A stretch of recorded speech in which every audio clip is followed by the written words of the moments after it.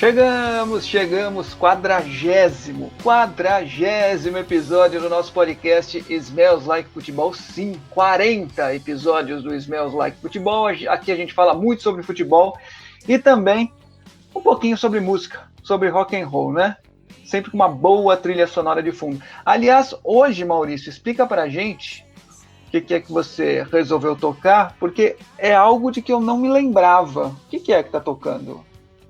Olha, Fábio, tudo bem? Fábio, tudo bem? Thiago, tudo bem? Léo, tudo bem? Pessoal que escuta a gente. Bom, estamos escutando hoje o álbum selecionado para fazer a trilha sonora desse nosso programa comemorativo, por que não, né? Porque esse número é o número comemorativo, 40 programas, 40 episódios, foi Katrina and the Waves.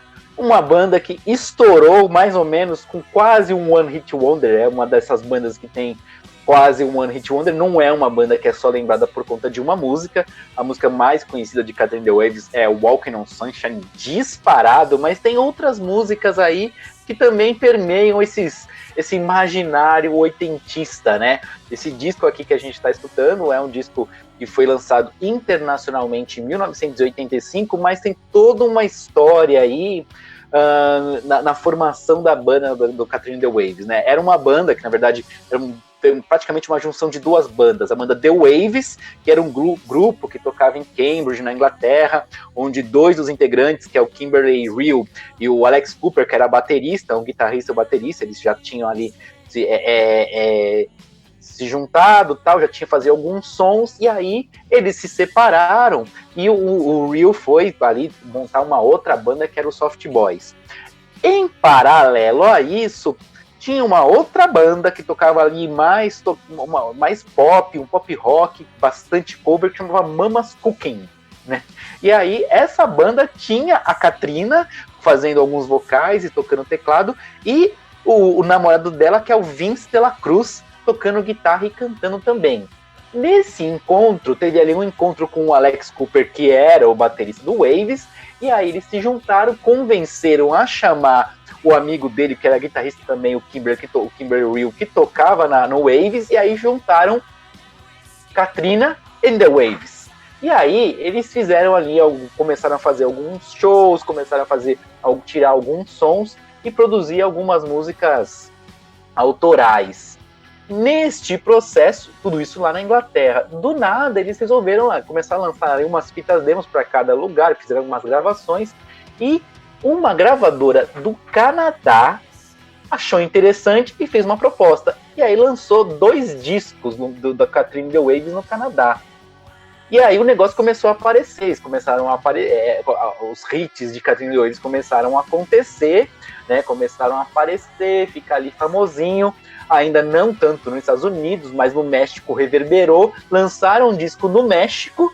Foi só aí que a Capitol Records resolveu convidar ali Katrina and the Waves para fazer uma remixagem dos sons e pegar ali algumas das melhores músicas que tinham sido lançadas nos 2 primeiros discos, e lançaram este disco, que é o disco de 1985, Katrina and the Waves, que tem algumas músicas que se tornaram conhecidas ali, como México, Que Te Quiero e Walking on Sunshine, que simplesmente estourou. E é interessante porque Walking on Sunshine é uma música que reverbera tanto assim nesse imaginário oitentista, que ela acaba aparecendo em diversos filmes e diversas trilhas sonoras. Por exemplo, ela aparece no livro Alta Fidelidade, aquele livro que inspirou o filme, né? O livro do Nick Hornby, que inspirou o filme, e é que acaba tendo lá o cara que é dono de uma loja de discos, onde todo mundo vai fazendo listas de músicas. A gente acabou já comentando alguma vez aqui nos episódios sobre o filme Alta Fidelidade, ele acaba aparecendo, e em outros filmes também, como Creche do Papai, Mr. Bean, Olha Quem Está Falando, vários filmes aparecem, alguns de qualidade questionável, obviamente, mas vários filmes aparecem Walking on Sunshine. E assim, né, a gente pode pensar que a banda na sequência não teve bons desempenhos. O disco que lançou logo depois do Walking on Sunshine, o disco 2 lançado pela Capitol Records, foi um fracasso, não vendeu quase nada, e aí o Katrina and the Waves continuou ali existindo meio sem lançar grandes movimentos. Só voltou a aparecer mesmo de forma mais efetiva em 1997, quando participou do Eurovision, que é um desses grandes festivais de música, um festival britânico de música, e o Katrina The Waves ganhou o Eurovision com a música Love Shines a Light, e aí voltou a novamente aparecer, e foi aí a primeira vez que o Katrina The Waves, embora seja sendo uma banda britânica, se tornou ali uma das mais mais aparece nas listas de músicas mais tocadas, né, na Inglaterra, no Reino Unido. Até então, mesmo com Walking on Sunshine, Katrina The Waves não tinha sido figurado ali nas primeiras colocações de músicas mais tocadas. Então foi só em 1997 quando venceu o Eurovision. Depois disso acabaram brigando e a banda se desfez, então não temos mais Katrina The Waves como uma banda formada aí. Em 99 a banda resolveu seguir seus rumos. Mas é uma banda que eu gosto, tem ali alguns hitzinhos, tem algumas músicas que beiram ali um rock mais voltado para um blues, etc. Mais um blues pop, mas tem ali uma pegada de bateria e de guitarra e de baixo mais pro blues, mas é um pop rockzão oitentista clássico com fade-outs em quase todas as músicas e etc. Eu não me penitencio por ter esquecido, mas enfim, valeu a pena relembrar, bacana, não tá entre as minhas favoritas, mas enfim, é um som engraçadinho. Alguém mais quer falar aí a respeito da banda? Eu fiquei curioso, o Maurício falou, a gente não está falando tanto da qualidade do filme, né? A qualidade duvidosa dos filmes, onde a música tocou. Eu espero que a gente esteja falando de Olha Quem Está Falando, que é um clássico do cinema e é um filme maravilhoso. Eu senti que foi uma indireta para Olha Quem Está Falando. Eu realmente ficaria... Não, na verdade, é porque assim, depende, né? Não, é porque assim, você for pensar a sequência dos filmes, né? A Alta Fidelidade é um filme que eu adoro, por exemplo, sim, mas aí também. Tem Olha Quem Está Falando... Menos conhecido do que Olha Quem Está Falando. Olha Quem Está Falando é muito legal, esse filme é muito anos 80, mas, por exemplo, Mr. Bean, o filme. Mr. Bean é uma coisa que ou você gosta do humor do Mr. Bean ou você odeia, não tem meio termo. Né? É verdade. Aí você pega, sei lá, Psicopata Americano, Meu Querido Companheiro, Águia de Aço, são filmes que... Então tudo bem, esses outros tudo bem. Mas você sabe que porque o Felipe Raoni, que ouve bastante a gente, no podcast dele, Depois da Aula, que é muito bom, aliás, vale a pena ouvir. Ele disse uma vez que velocidade máxima é horrível, detestável, chatíssimo. E aí fica complicado, né? Porque se ele falasse de velocidade máxima há pouco tempo, ele falou isso. Aí você fala de Olha Quem Está Falando. Quer dizer, a nossa infância é jogada na lata do lixo, né? Então aí eu vou ter que protestar, hein? Criticar velocidade máxima. Não dá, então. Pois é. Blasfêmia. Rapaz, velocidade máxima 2 é ruim. Eu nem arrisquei ver o Velocidade Máxima 2. Mas ele falou do primeiro. Ele falou mal do primeiro. Eu gostei muito do 1, eu não quis correr o risco de me ferir emocionalmente, aí eu não vi. Velocidade Máxima 2 é ruim. Não dá nem pra brincar. Eles não deveriam ter feito. O primeiro é maravilhoso e absolutamente verossímil, né? Verossímil, então, é isso? Não, porque eu tava falando, Fábio, que o Felipe Raoni disse que é horrível Velocidade Máxima. Eu falei, é maravilhoso. Quem já andou de ônibus pelas ruas do Jabaquara meia-noite, 1h, sabe que é muito verossímil. Dá pra fazer tudo aquilo, era essa. Certeza que tem uma bomba em cada um. Vamos falar de futebol ou quase isso? Vamos lá? Vamos lá. A gente tem uma tarefa árdua hoje, né? Um desafio, porque o assunto é muito visual.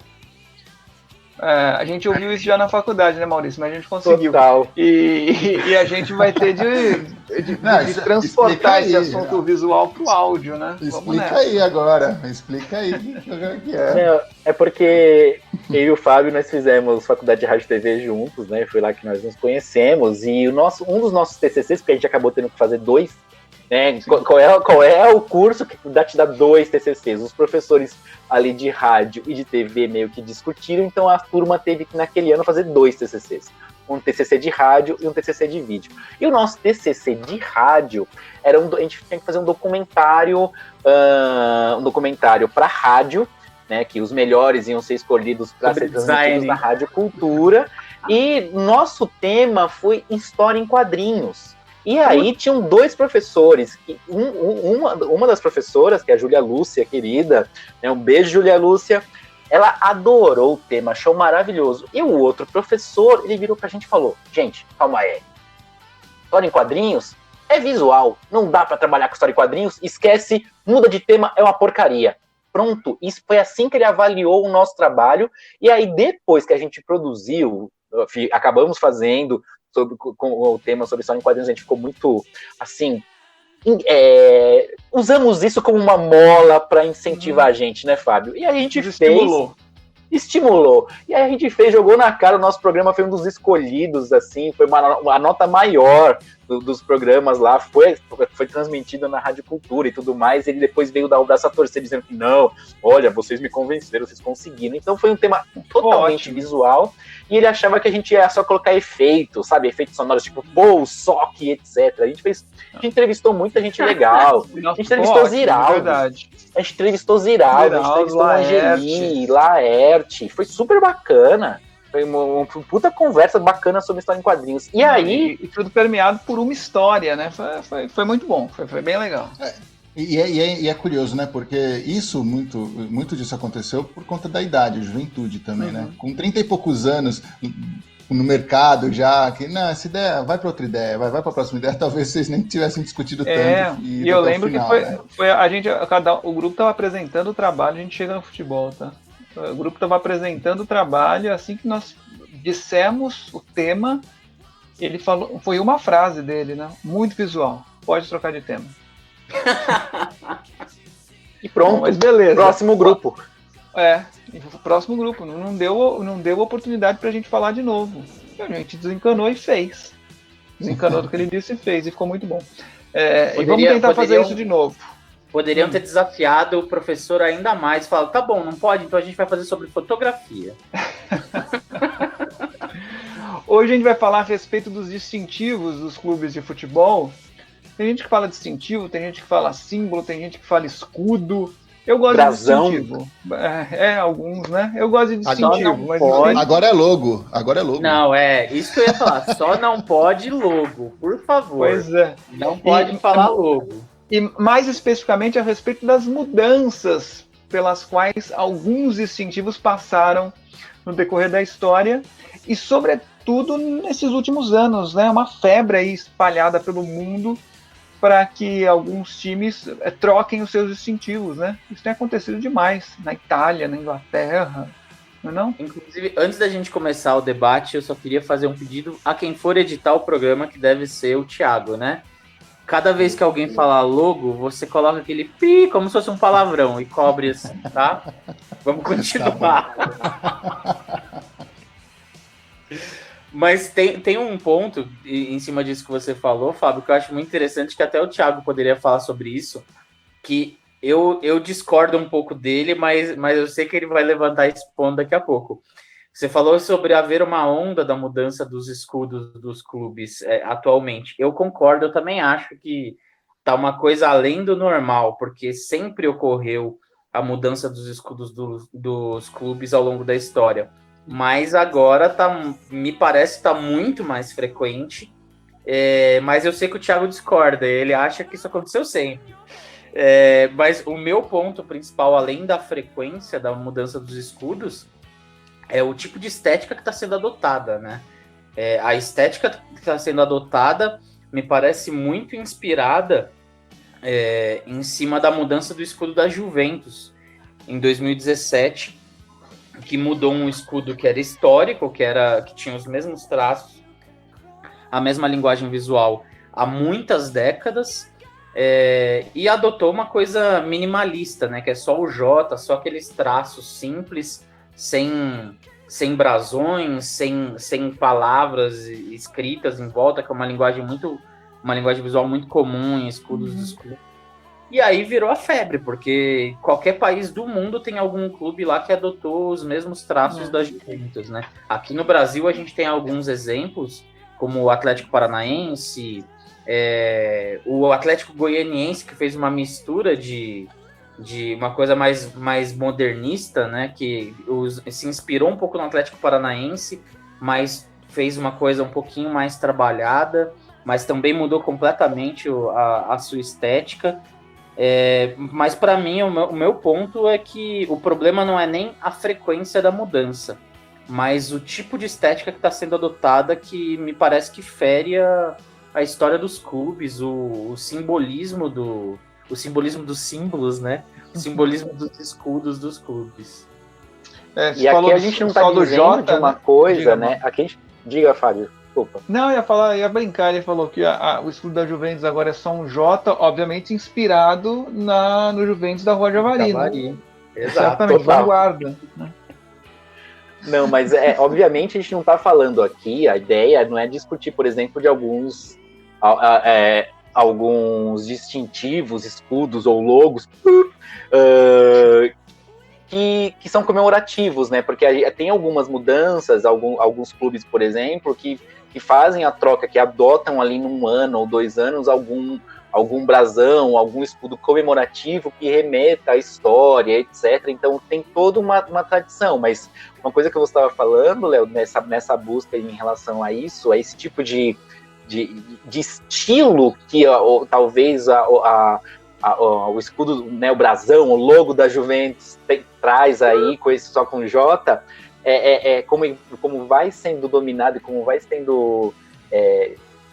sendo inspirador para outros. Você pega, por exemplo, o Nantes da França, que também usa um N só com 2 tracinhos, 3 tracinhos, basicamente desenhando o contorno do N, que se fosse um J seria a mesma coisa. Então eu acho que onde é que está a perspectiva histórica, onde é que está essa influência até do estilo local mesmo, do contexto, para simplesmente você copiar as 2 logomarcas e simplesmente botar um J, um N e tanto fazer. Você não sabe se esse N é da Itália, se esse N é da França, se esse N é de onde que é.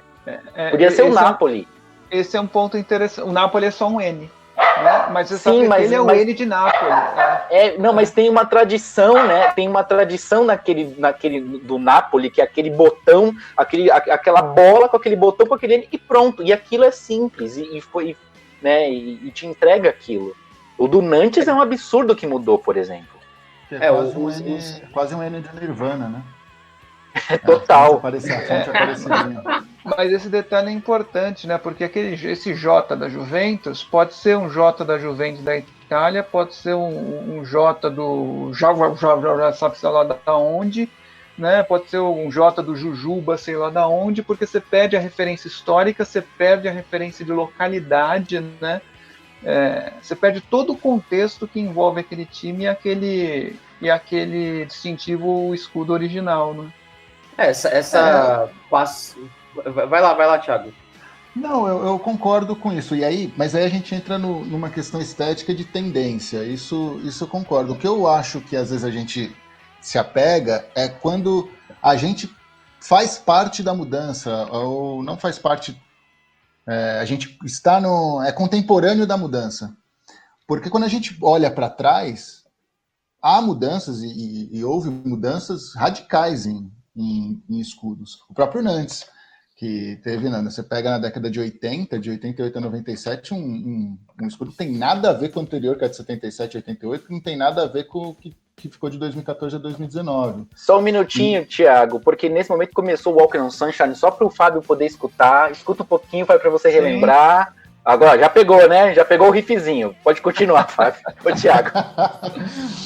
Eu acho que quando a gente é contemporâneo das mudanças, a gente sente mais. Porque quando a gente olha para trás, mesmo a Juventus também, teve de 77 a 89 também um escudo completamente diferente. A Inter de Milão também, na década de 70. Eu acho, por exemplo, que o que a Inter fez agora é mais uma modernização, deixou mais moderno do que o que aconteceu na década de 70, por exemplo, que houve uma mudança radical. Só que essa modernidade, esses traços, cai numa tendência estética do momento. Então acho que tem essa divisão. Até onde vai a mudança por uma tendência estética, até onde vai o nosso sofrimento por a gente estar presente, estar convivendo com isso. Porque, por exemplo, daqui 30 anos, Será que a gente vai achar que é uma mudança, uma quebra histórica? Porque já vai ter se concretizado, né? Então acho que a gente sofre mais quando a gente faz parte dessa mudança, quando a gente convive com essa mudança, sabe? O Atlético Paranaense, por exemplo, também mudou, inclusive, a ordem esse símbolo que a gente tinha do Atlético Paranaense, esse escudo, ele é completamente diferente do que tinha historicamente também, né? Uhum. Inclusive a ordem das listras de verticais de horizontal para vertical, né? Sim. Eu acho. Você quer falar, Mal?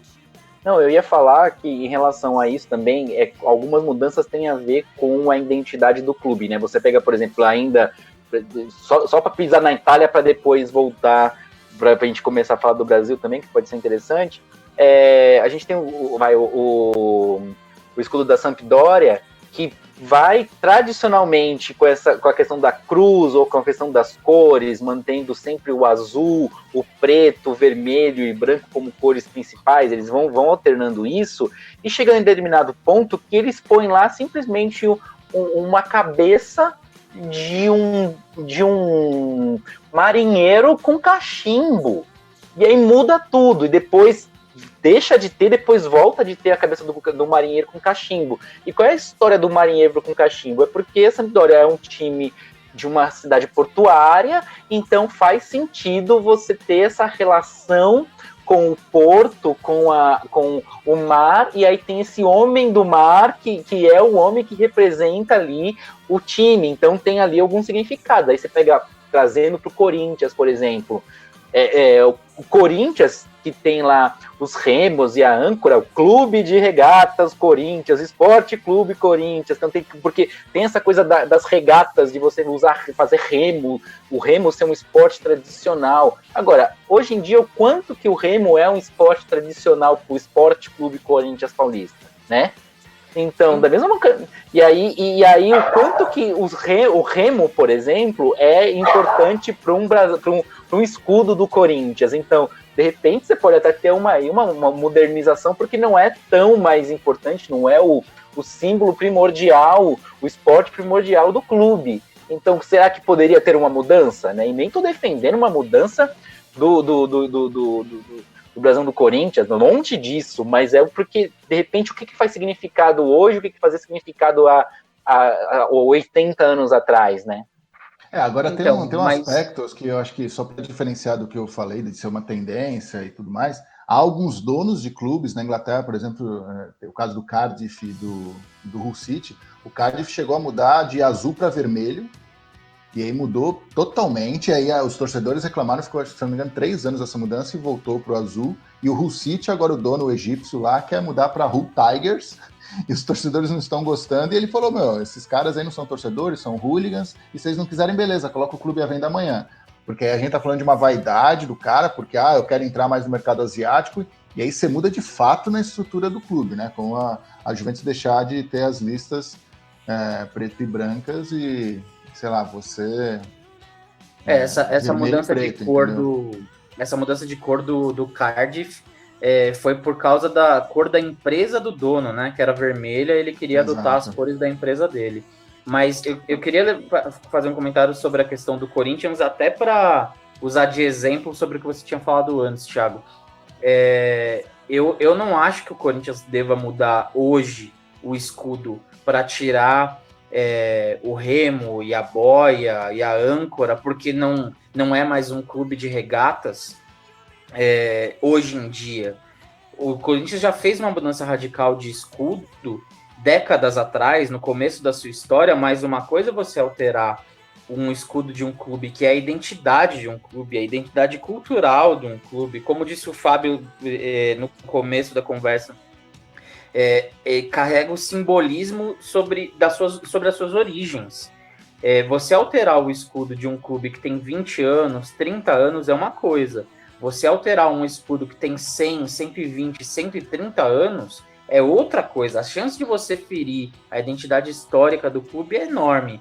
E para comparar como essa onda de mudança de escudo começou com a Juventus, eu queria comparar a Juventus com outro clube que hoje em dia é global. Não era décadas atrás, mas hoje é. A mudança do escudo do Manchester City mostra que é possível você mudar um escudo sem ferir a identidade do clube. O Manchester City alterou o seu escudo para incluir um navio representando o porto de Manchester. É a identidade local do clube e a sua origem. Ele meio que voltou, né? Ele meio que voltou a origem. Ele voltou, mas ele quis reforçar essa identidade e fez um escudo completamente diferente do que era antes. Agora, a Juventus, ela apagou a identidade do cavalinho, que é muito associado à região de Turim, para botar só um J, para ficar fashion. Era exatamente o que eu ia dizer, exatamente esse ponto. A Juventus, por exemplo, aboliu do escudo o símbolo da cidade de Turino, da cidade de Turim, né? Que é o cavalinho ali. Alguns dizem que o formato daquele J é feito para que você imagine o encaixe do brasão da cidade, mas você tem que imaginar, né? Tem que imaginar o encaixe do brasão no espaço do recuo do J, enfim. E a viagem já vai longe, né? Efetivamente não está ali. Então você acaba perdendo a identidade. Você pasteuriza e desenvolve um escudo pensando nas questões fashion globais de mercado. Inclusive, quando lançou o escudo novo da Juventus, que eu acho que é o único escudo que a gente pode chamar de logo, porque aquilo lá não tem nada de escudo, né? Quando foi lançado o escudo da Juventus, o presidente da Juventus, o Agnelli, veio com um discurso de que era para atrair novos públicos, porque não usou esse termo, mas é porque é um clube global e tal. Olha, se você precisa de uma torcida que resolve torcer para um clube por causa do escudo, que é só um J, só porque o negócio é fashion, acho que nenhum clube precisa de um tipo de torcedor. Eu acho que não. E tem um outro ponto interessante, porque assim, o Thiago ia falar alguma coisa, né? Eu vou meio que mudar de assunto. O primeiro J, a primeira parte do J seria o cavalo e o segundo seria o J, mas seria, parece que é uma coisa assim. O que tem que ser realmente tipo aquele meme lá do cavalinho, que ele é todo bem desenhado, chega no rabo, ele tá todo torto, né? Não, mas é o que a gente faz, que a gente faz em agência, a gente cria o conceito e depois acha a defesa, né? Agora, precisa do criativo explicando. Tem um ponto interessante também, porque assim, existem muitos times que não colocam o seu escudo na camisa, né? Não colocam o seu distintivo na camisa, colocam algum outro símbolo ou parte do distintivo, como o Flamengo, por exemplo, que um tempo atrás resolveu colocar o distintivo todo. Hoje já voltou ao que eu acho muito bacana. Coloca só as letras. O Cruzeiro também já fez isso. São colocadas ali. O Cruzeiro já foi e voltou também. O Cruzeiro só tem as estrelas. Tempos atrás tinha o distintivo inteiro, assim como o Flamengo. Agora não tem mais. O Atlético Paranaense já teve suas letras também. O Vasco da Gama tem só a Cruz de Malta, né? Não tem o distintivo inteiro. Nada impediria da Juventus colocar esse J dentro de um distintivo, encaixar ele ali de uma maneira dentro de um distintivo que mantivesse a identidade do clube e a identidade da região, e na camisa colocasse só o J. Né? Podia ser também, né? Qual o problema? Alguns clubes resolvem dessa maneira. O Milan, vez ou outra, troca o escudo que usa na camisa, né? Às vezes coloca só o escudeto, né? Que é aquela bandeirinha da Itália, né? A grosso modo. Então, os times fazem isso, alguns times fazem isso. Né? Então, é uma saída. Eu percebo isso, eu acho que seria uma saída, eu concordo. Se você quer transformar numa marca, você pode inserir esse J de alguma forma no distintivo tradicional e usar só o J em roupas casuais, vamos dizer assim, né? Eu concordo. Eu acho que a Juventus passou do ponto, assim. Que eu acho que a discussão, muitas vezes, sai também... o torcedor... como é que eu vou explicar? Eu acho que ele fica, às vezes, muito apegado a algo que, se você olhar para trás, já foi feito. Esse é mais o meu ponto, mas que a gente passa do ponto, e muitas vezes, que a gente realmente exagera, e a Juventus acho que é um caso bem claro disso. Eu quis transformar parece mesmo, eu quis transformar numa marca de roupa. Quis transformar o escudo numa marca de roupa, né?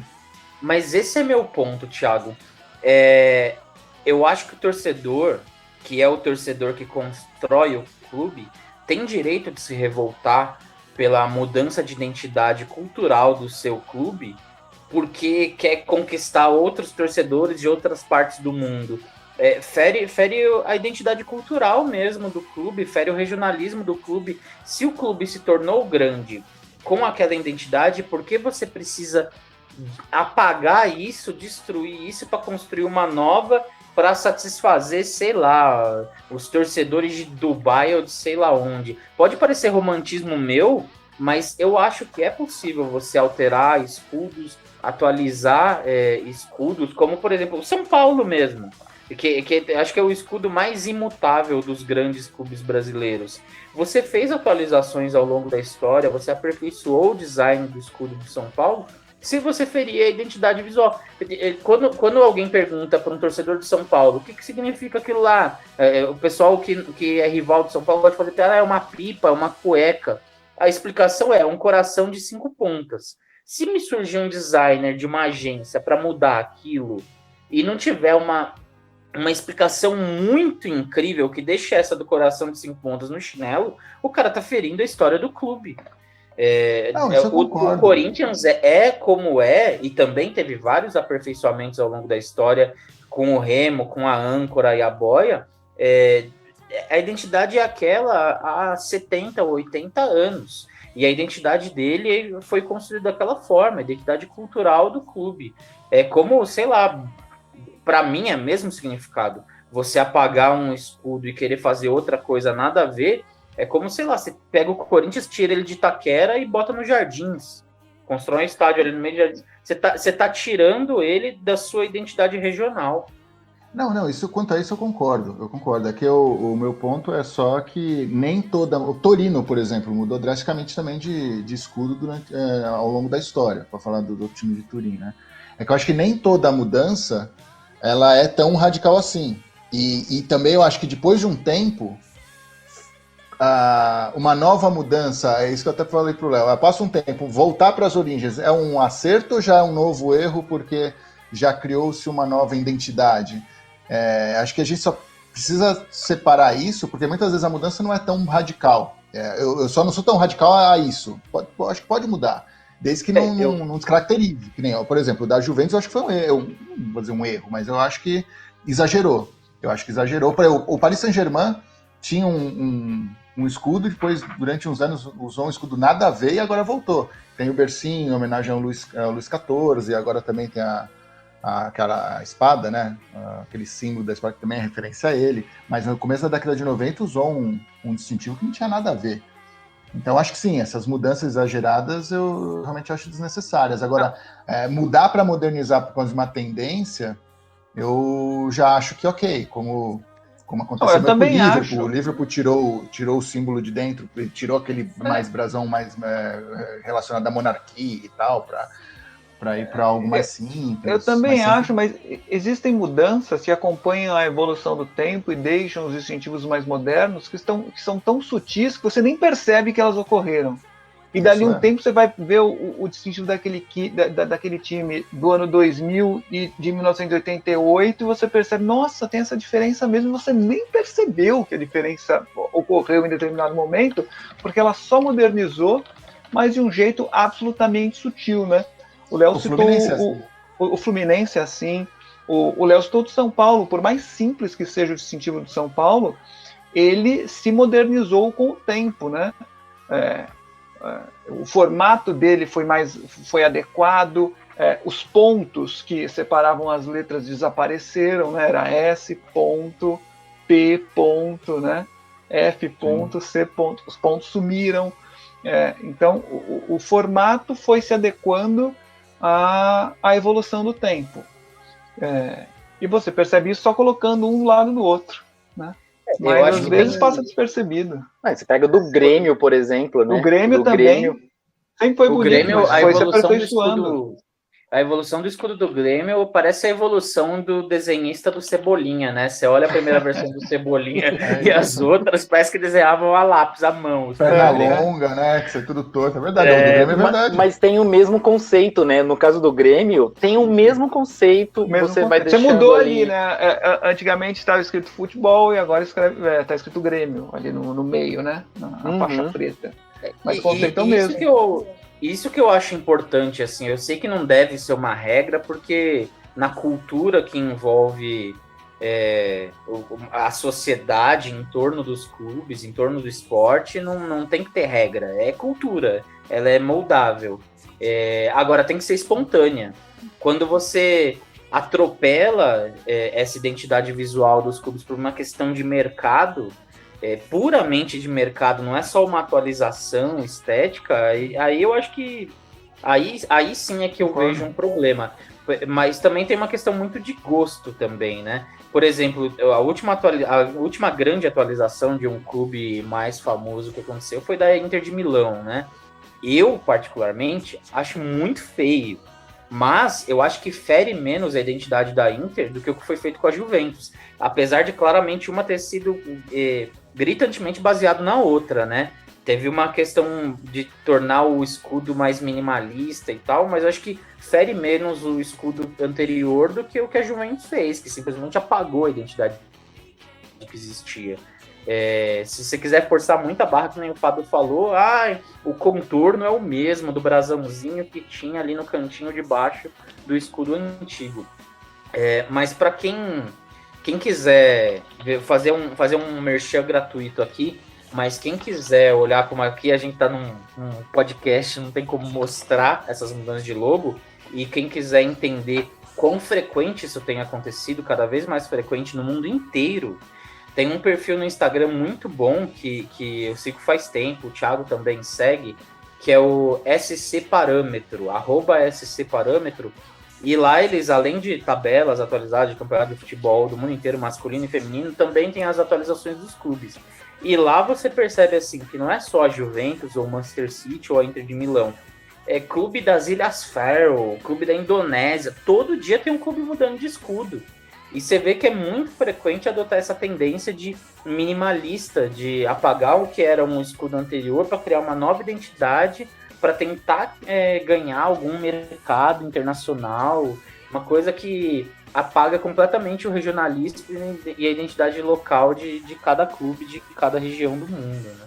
Não é só na Europa, nos grandes clubes, e nem só em alguns clubes aqui do Brasil, como aconteceu nos últimos anos com os Atléticos, né? Que botaram até H para mudar nome para se diferenciar dos outros. Tem um conselheiro do Atlético Mineiro que quer mudar o escudo, né? Tirar o CAM, um galo, né? e colocar galo ali em cima. Exato. Com o mesmo formato e tudo, só mudar a palavra, né? Eu acho estranho, mas eu acho mais compreensível do que, por exemplo, a mudança que o Atlético Paranaense fez. Aquela questão dos traços na diagonal. O que eles já tinham feito uma alteração, que nem o Thiago falou, 2 décadas atrás, que eu achava um escudo lindo, aquele redondo do Atlético Paranaense.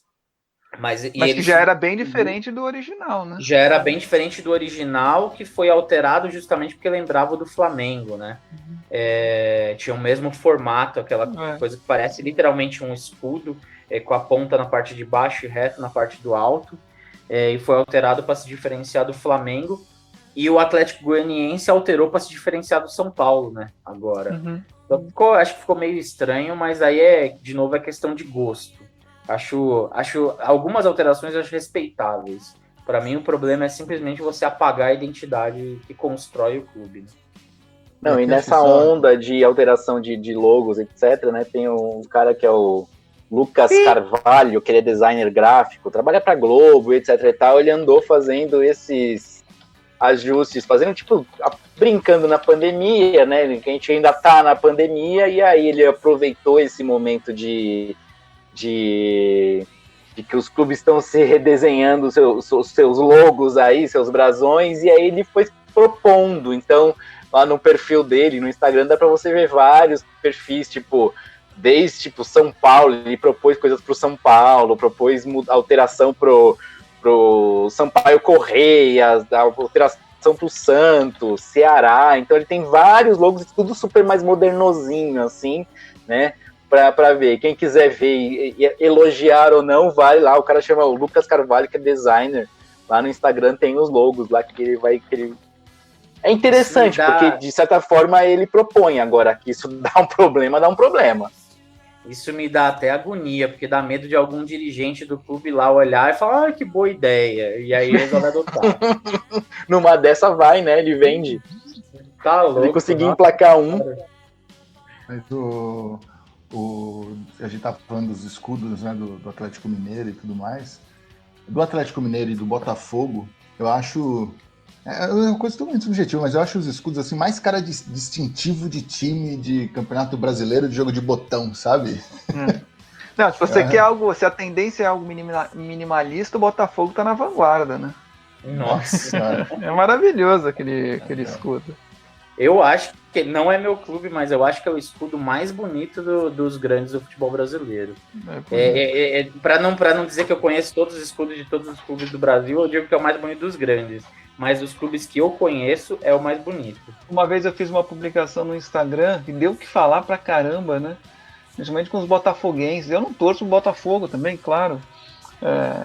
Mas eu coloquei uma camisa do Botafogo, acho que do fim dos anos 80, e disse que pra mim era a camisa mais bonita da história do futebol brasileiro.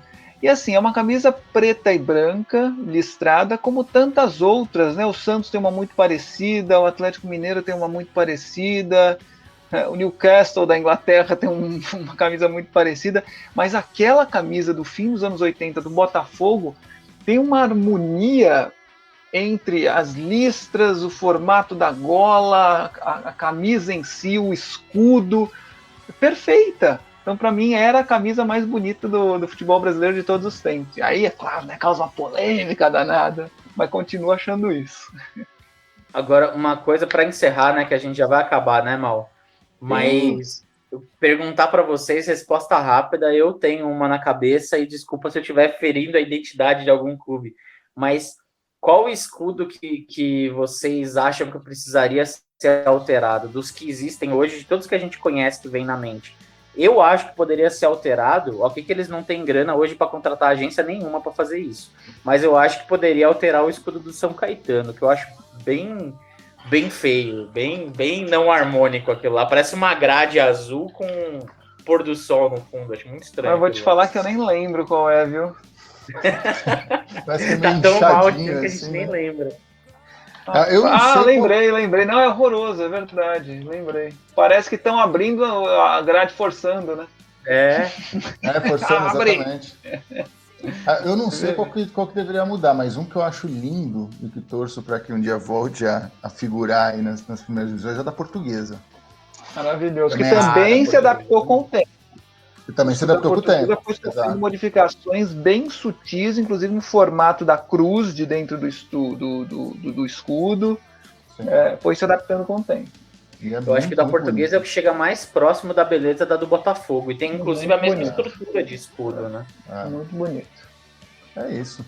Deu? Vamos nessa? Acho que a gente conseguiu, né? Um tema bem visual, mas acho que a gente conseguiu explicar da melhor maneira possível. E quem não conseguiu só não manda entender... episódio pro seu professor. Por onde será que Quem não conseguiu entender as descrições, vai ouvir no podcast dando pause e buscando no Google para ver as imagens. Fica a dica. Boa.